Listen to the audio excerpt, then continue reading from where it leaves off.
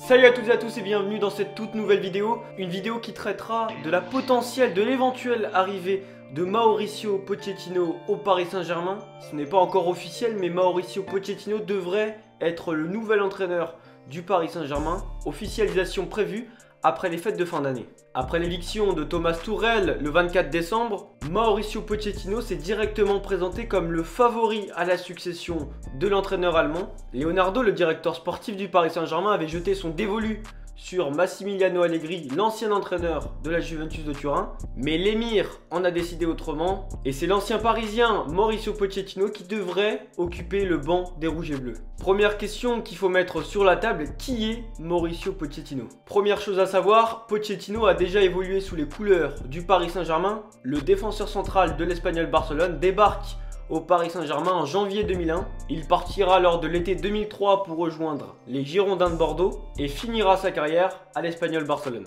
Lors de son passage dans le club de la capitale, il a pu jouer 95 matchs et est même devenu capitaine lors de la saison 2002-2003. En 2016, il s'était exprimé sur la possibilité d'entraîner le club parisien. C'est vrai que cela me plairait d'être l'entraîneur du PSG, cela fait partie de mes rêves. Autre anecdote sur Pochettino, il a été l'élève de Marcelo Bielsa.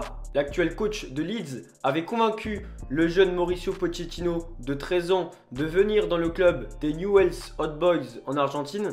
Bielsa a donc entraîné Pochettino aux Newell's Old Boys, puis à l'Espagnol Barcelone et ensuite en sélection argentine, notamment lors de la Coupe du Monde 2002. Pochettino a toujours clamé haut et fort son amour pour Marcelo Bielsa. Il avait déclaré un jour « Je l'aimerai toujours, je serai toujours avec lui, c'est une personne importante pour moi ». Au vu de cette relation, on peut penser que Pochettino calque sa philosophie de jeu sur celle de Marcelo Bielsa, mais l'entraîneur de 48 ans avait déclaré qu'il préférait avoir sa propre philosophie de jeu, sa propre conception du football. Autre anecdote sur Pochettino, et elle est aussi importante, il est devenu entraîneur en 2009 et il n'a jusqu'à maintenant pas remporté le moindre trophée, mais il n'a jamais entraîné une équipe de premier plan.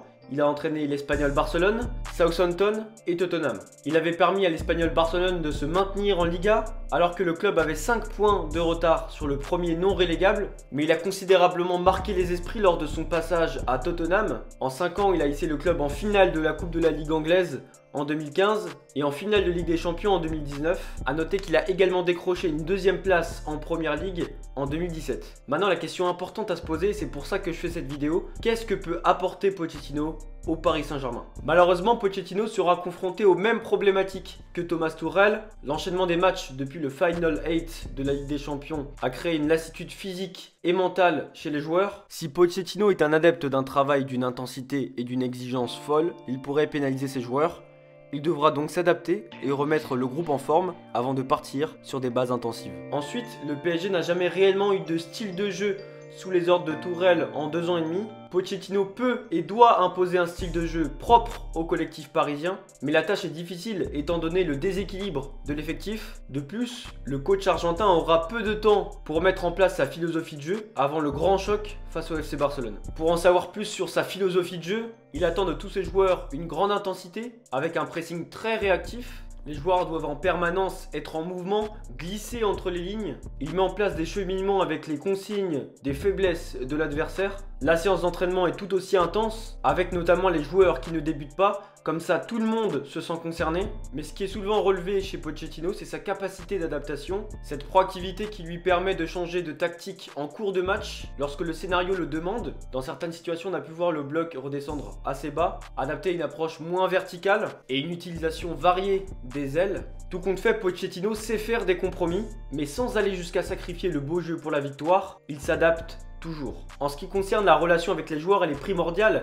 et encore plus dans un club où on retrouve Mbappé ou Neymar. Thomas Tuchel était beaucoup soutenu dans le vestiaire, mais une fissure s'est créée avec le temps. Pochettino devra créer des liens avec ses joueurs, mais aussi obtenir un statut légitime pour mener ses troupes vers la victoire. La personnalité et le charisme de Pochettino l'ont aidé auparavant. En effet, pour s'en tenir à ses principes, il cherche à nouer une relation forte avec ses joueurs, basée sur la confiance, mais il sait se faire aussi respecter avec une certaine autorité. En clair, il faut que le profil et la mentalité du joueur collent aux préceptes de Mauricio Pochettino. Il est très aimé et respecté par ses joueurs. Il a une relation père-fils avec ces derniers. Il les aime, mais sait les faire souffrir pour les faire progresser. Et puis gros point également, il devra nouer une relation de confiance avec Leonardo. Et on sait que c'est pas facile, on l'a déjà vu avec Tuchel.